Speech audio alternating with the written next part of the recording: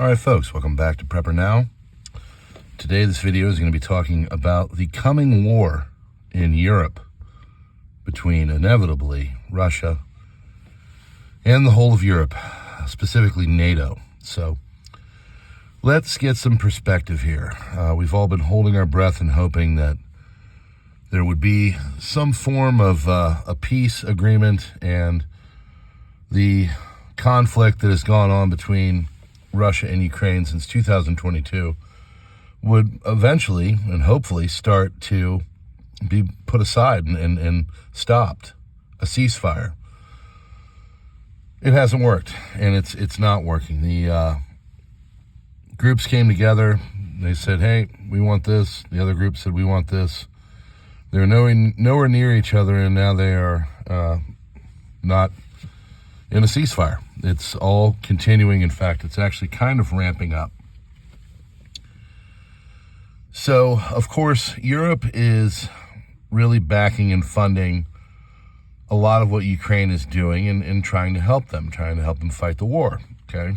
America was doing this as well back in the last few years until, of course, the new administration came in.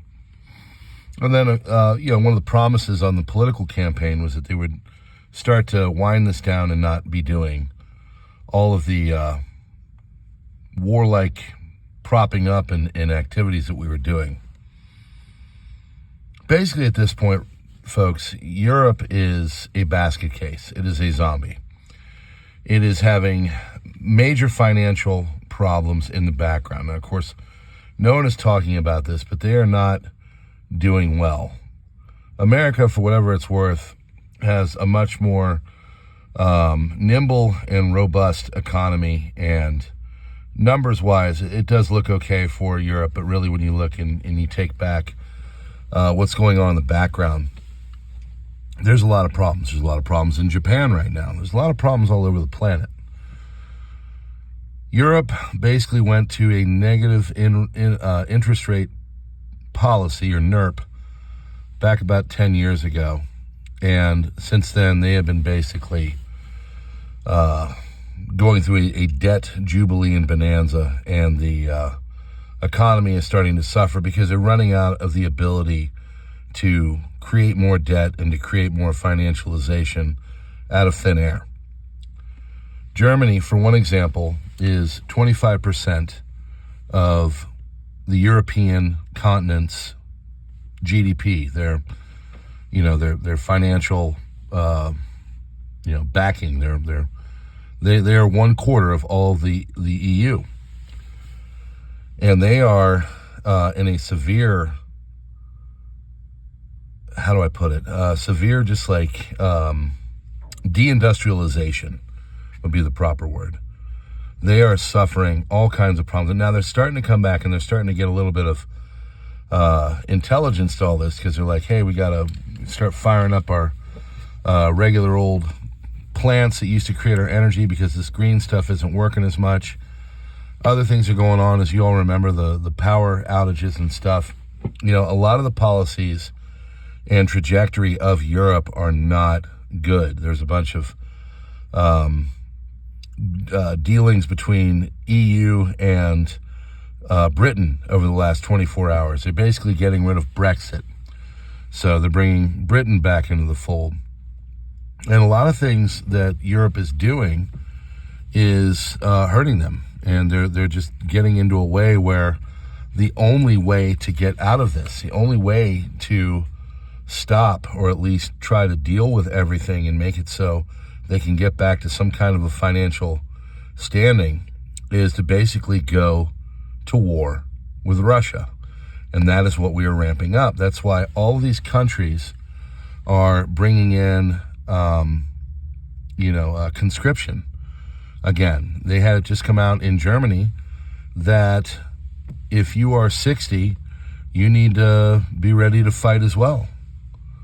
These are 60-year-olds. These are not the kind of people you want fighting.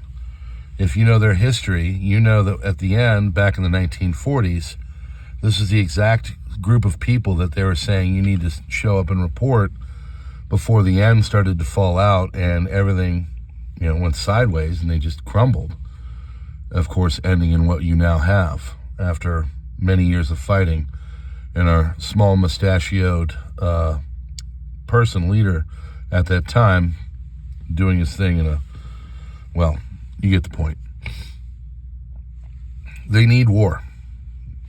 They're getting to a place where all of their ways of financialization and debt creation is just at an end. They can't do it anymore. Europe is in all kinds of problems, and the only way out of it is to basically get into some kind of a conflict with Russia and hope that they win.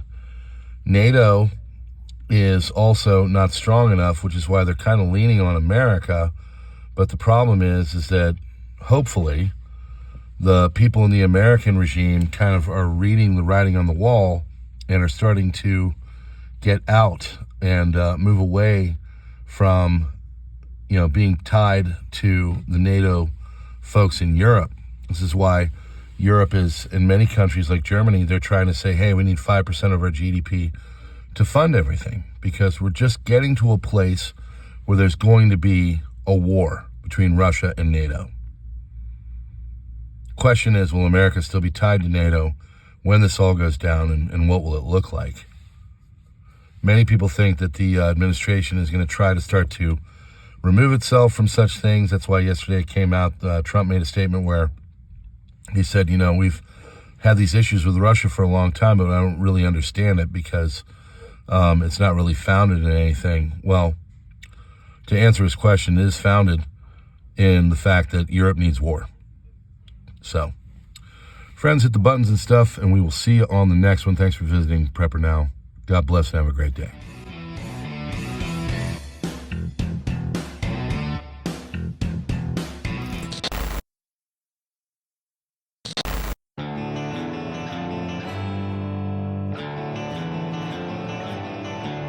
Welcome to PrepperNow.